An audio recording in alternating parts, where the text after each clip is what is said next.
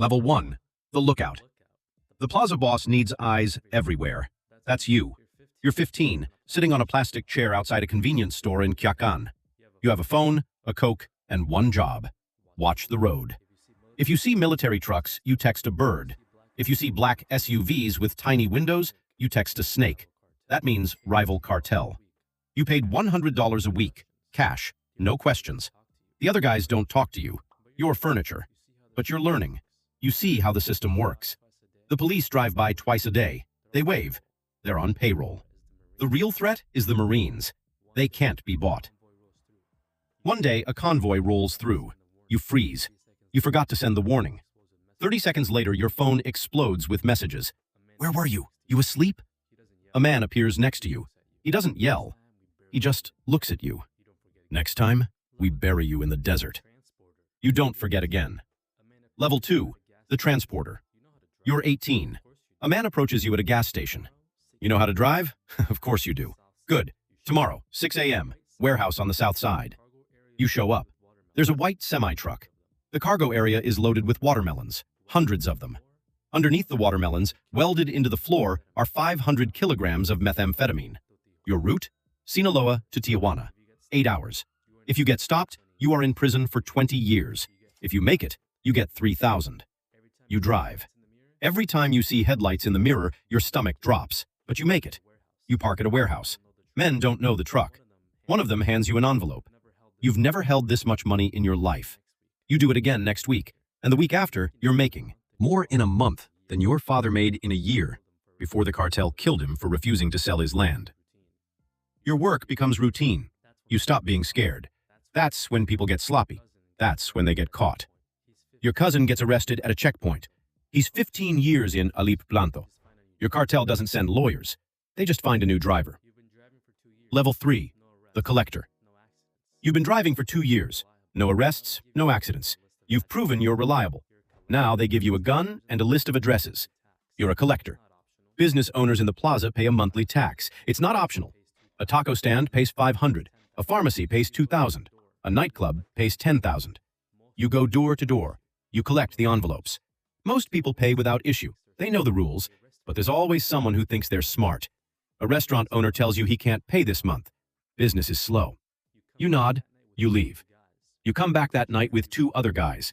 You smash every window. You break every table. You beat the owner unconscious in his own kitchen.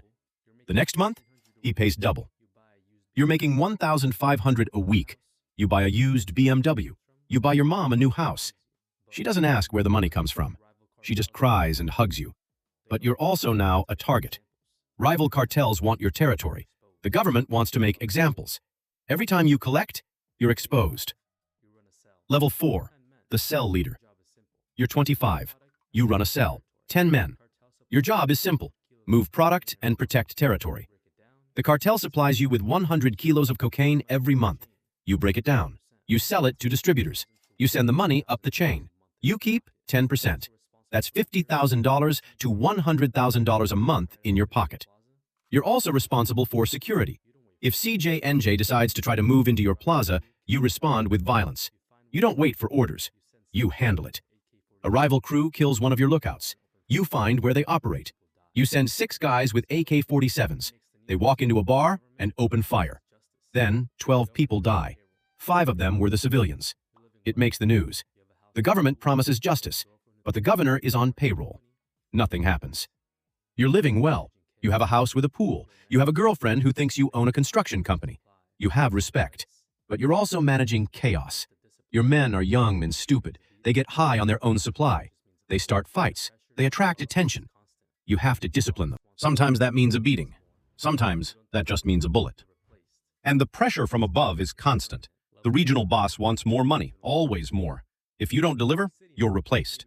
And replacement is permanent. Level 5. The regional operator. You control a city now. Maybe it's Riosa or Novo. You have 5 cell leaders reporting to you. You manage a supply, the distribution, and the violence. Your meetings are in a safe house that change every week.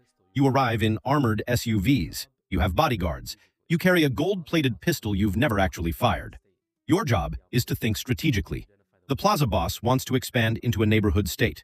You plan the operation. You identify the weak points in the Warville cartel's territory. You bribe local police to stand down.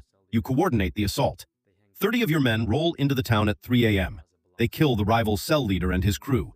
They hang bodies from a bridge with a message. This plaza belongs to Sinaloa. You also manage the money. Millions of dollars flow through your hands every month. You can't deposit in the bank. You launder it. You buy restaurants, car washes, construction companies, legitimate businesses that hide illegal profits. You're making $200,000 a month. You have properties in 3 states. You have a wife and kids who live separately from your work life. You tell them you're an import-export guy. They don't ask questions, but the walls are closing in. The DEA has your phone tapped. You know this because your lawyer told you. So you communicate through messengers. You meet in person. You speak in code. You're also fighting a two-front war. The government wants you arrested. Rival cartels want you dead.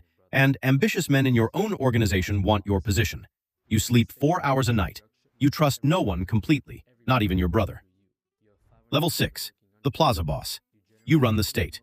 Every drug shipment, every murder, every bribe goes through you. You have 500 men working under you. You generate $20 million a month for the cartel. But you're a ghost. The public doesn't know your face. You don't do interviews. You don't appear in photos. You live in a compound in the mountains, 20-foot walls, armed guards, attack dogs. Your work is politics. You negotiate with other cartels to avoid unnecessary wars. You meet with governors and generals. You don't threaten them. You make them offers. A suitcase with $2 million, a share of the profits, a piece of the empire. Most of them take it. The ones who don't, they get exposed. Photos of them with mistresses, evidence of corruption. Their careers are destroyed. And if they still refuse, they disappear. You're also a CEO. You manage logistics on a massive scale. Cocaine from Colombia, precursor chemicals from China, marijuana from the mountains, heroin from poppy fields. You coordinate shipments across continents. You manage tunnels under the border. You manage submarines. You manage drones. You're making $1 million a month personally, but money is just a number on the screen. You have everything you could want and nothing you actually need. You can't go to your daughter's quinceañera. That's too dangerous. You can't visit your mother's grave. Snipers might be waiting. You live in a golden cage and the paranoia is eating you alive. Your head of security might be working for the DEA. Your accountant might be skimming.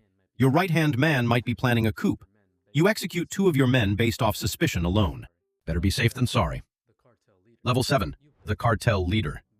You built this. Maybe you inherited it from your father or your uncle. Maybe you killed your way to the top. Either way, you're the boss now. Your organization moves 100 tons of cocaine a year. You have cells in 15 countries. You have politicians in 6 states under your control. You're worth $3 billion, but your name is on every wander list in the world. The US has 10 million bounty on you. The Mexican government has special forces hunting you. You move between safe houses every 3 days. You communicate through encrypted messages that are destroyed after being read. You've had plastic surgery twice. Your own children don't even recognize you. You meet with the leaders of other cartels.